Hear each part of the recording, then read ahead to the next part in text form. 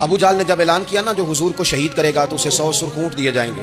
حضرت فضالہ بن عمیر ایک صحابی ہیں، کہتے ہیں میں عورتوں کا معاذ اللہ بڑا رسیہ تھا، تو کہتے ہیں میں خنجر بغل میں دبا کے نا تو طواف کعبہ کرنے چلا گیا. کہتے ہیں وہاں جب میں پہنچا تو میں نے دیکھا حضور بھی طواف کر رہے ہیں، تو نبی کریم نے مجھے دیکھتے ہی حضور میرے قریب آئے اور مجھے نہیں بتانا پڑا. حضور فرمانے لگے تیرا نام فضالہ ہے؟ میں نے کہا ہاں. تو محبوب فرمانے لگے کیا باتیں کر رہے ہو اپنے آپ سے؟ کہتے ہیں میں دل میں سوچ رہا تھا کہ طواف کرتے میرے قریب سے گزریں گے تو خنجر مار دوں گا. کیا باتیں کر رہے تھے؟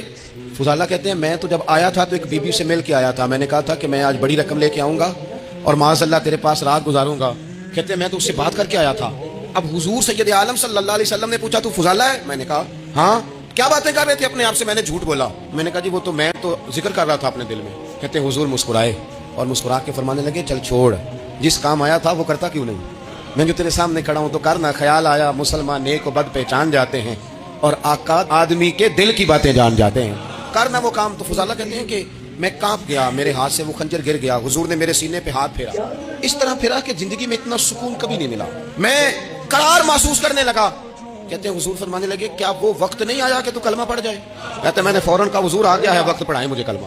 کہتے ہیں نبی پاک نے کلمہ پڑھا دیا، میں مسلمان ہوا. میں واپس لوٹا تو وہی عورت بن سنور کر تیار ہو کر گلی میں کھڑی تھی. عادتیں بدل جاتی ہیں، شرط یہ ہے کہ ہم تھوڑی سی کوشش کریں، شرط یہ ہے کہ ہم اپنے آپ کو اللہ رسول کی بارگاہ میں پیش کریں. ہمیں سب سے زیادہ تکلیف میں ہماری اپنی عادات نے ڈالا ہے، ہماری اپنی خواہشات نفس نے ہمیں زیادہ آزمائشوں میں ڈالا.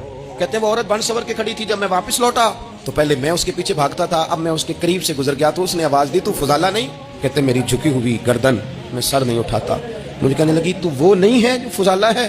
میں نے کہا ہوں میں فضالہ، اور وہ والا نہیں جو تجھے ملا کرتا تھا. کہا تو اب کون ہے؟